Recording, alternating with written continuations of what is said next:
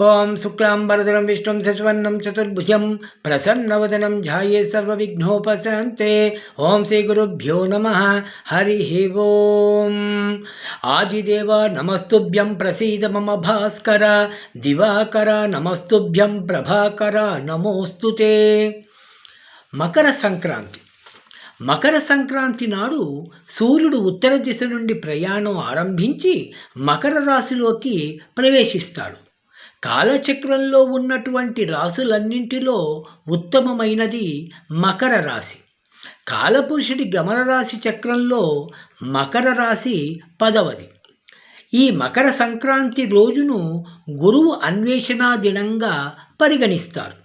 బ్రహ్మజ్ఞానం పొందదలుచుకున్న వారు భగవత్ స్వరూపుడైన ఉత్తమ గురువు ఎక్కడ దొరుకుతాడా అని వెతుక్కుంటూ వెళ్ళడం మన సాంప్రదాయంలో ఉంది. తాను కోరుకుంటున్న లేదా అభ్యసించవలసిన విద్యను పరిపూర్ణంగా ప్రసాదించగలిగిన గురువు ఎవరో నిర్ణయించుకొని విజ్ఞానం అందించమని వేడుకునే రోజు ఈ మకర సంక్రాంతి.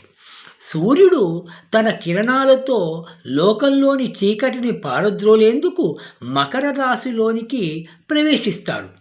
అలాంటి పుణ్య దినమున తనలోని అజ్ఞానాన్ని పోగొట్టి జ్ఞాన కిరణాలను తన మీద ప్రసరింప చేయమని శిష్యుడైన వాడు గురువును కోరుకుంటాడు.